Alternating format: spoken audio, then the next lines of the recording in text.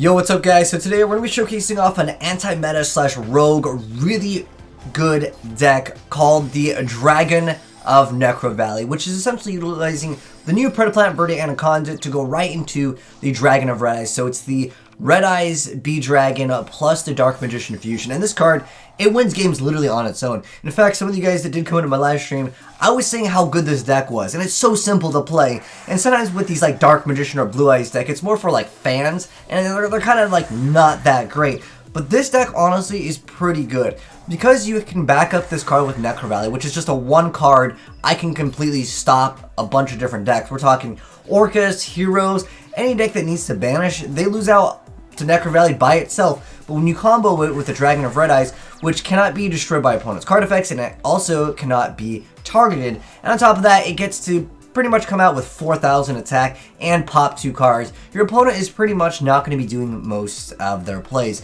With the exception of my opponent making so many negates to the point where I can't even Yugioh, I've won majority of my games literally by just summoning this. But with this build over here with NecroValley, which literally just comes down to a bunch of cards that search out NecroValley, you basically have a win condition on its own. Now, I know that duel, we happen to went first with the deck, but what happens if we go against a very meta deck? We're talking the Danger Luna Light Orcas variant, where they're going to go ahead and explode turn 1. Don't worry, you've got a lot of cards at your disposal to go ahead and basically break boards. But what it really comes down to is them not being able to stop the Predaplant Verde Anaconda, which once that card goes off, you win the game. You're going to be summoning your big boss monster. On top of that, being able to pop multiple cards, and on top of that, he is immune to being destroyed or targeted. Dingirsu technically can get around that, however, he is not going to be able to utilize that, as you guys will see over here, because we're going to hit him up with that Dark Ruler No More, which is one of those cards where your opponent is not going to be able to respond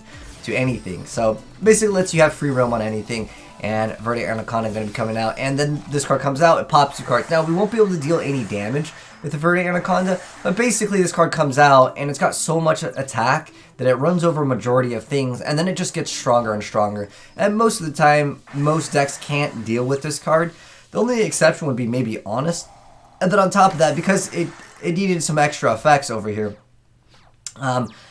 that quick effect where you get to, once per turn when anything is activated, you get to stop it. And the problem that most decks will have is they can't deal with the NecroValley. And if they do happen to have that one out for NecroValley, which majority of the time will go ahead and be, let's say, like Phoenix or something like that, NecroValley is just going to go ahead and be protected by this, and then this card gets stronger, and then what do they do from there?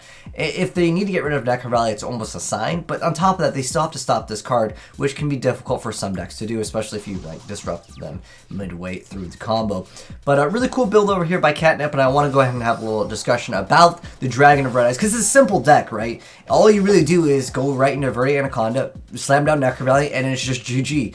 I almost feel like NecroValley on its own will win you, I'd say, a decent amount of games if you go first. But again, if you go second, since we have 3 copies of Dark Ruler No More and some draw power in the deck, it's going to be a lot more consistent. And the guy was just like, okay, well, you throw down this card, that means no playing zombies. Again, there's a lot of like other decks that will simply lose to NecroValley, but the ones that I can think on top of my head that everyone's really playing, any Orcas variant, and on top of that, Heroes are very popular. Mally not being able to banish with Miracle Fusion, that could be a huge deal. But let's go ahead and check out Catnip's build. So shoutouts to them for this deck profile here. But I also want to talk a little bit more about it. So first off, armors for the deck profile. In case any of you guys want to build this rogue slash anti-meta-ish deck, we got 3 copies of Dark Magician and 3 copies of Red Eyes B-Dragon, of course. You got to play the vanillas for the bonus pop effect. Although there are other cards that can count, the synergies aren't that big of a deal, so we're just playing the vanillas here. And then we're playing the Super Quantum Red Layer, and then it's just another monster that you can summon again for the Verde Anaconda. 3 copies of Griever's Commandant, 3 copies of Ash, 3 copies of Valor, 3 copies of Magician's Souls, 3 copies of Instant Fusion, 3 copies of Red Eyes Fusion, 3 copies of the Pot of Desires, and then 3 copies of Throne of NecroValley, 3 copies of Dark Ruler No More, 1 Terraforming, 1 copy of Super Poly, 3 copies of NecroValley, and 1 copy of Metaverse. Essentially with this is 4 copies of NecroValley, and then this is going to go ahead and be 7, and then we're looking at 10. So we got like 10 copies, actually technically 11 if you want to count this.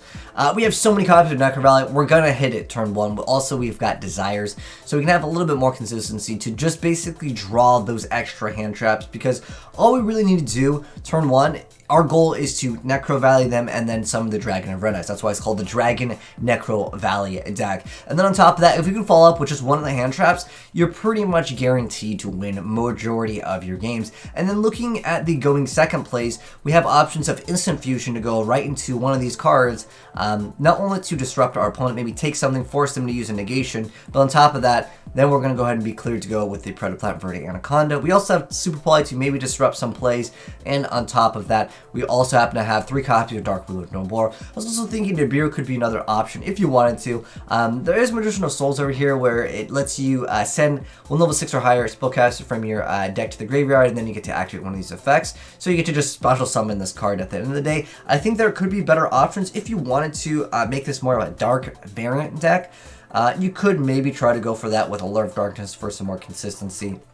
But I was also thinking, like, because of the Predaplant Verde Anaconda, this actually opens up the doors to my hero variant that I actually want to mess around with, which is going to be a hero Dark Magician deck. And I know it sounds crazy, but I think it could work. And if you guys want to see that build and you're new to the channel here, hit subscribe, turn on the bell, and you'll see it very soon, because that's actually what I want to build next. But I got inspiration from this deck, so I got to give Catnip credit here. But anyways, for the extra deck, Chimera Tech Mega Fleet Dragon, the Predaplant Triff, and then we've got the World Chalice Armor deck. This is basically for opponent makes a bunch of Link monsters, hit them up with that Super Poly, GG, and then 2 copies of Dragon of Red Eyes, Violet Chimera, basically a bunch of the Super Poly targets. We're Starving Venom, and then Dragostapelia, and then we've got the Chimera, Mud Dragon, Millennium Ice Restrict, Thousand Eyes, 2 copies of Predaplant Verde Anaconda, and of course Link Karibo.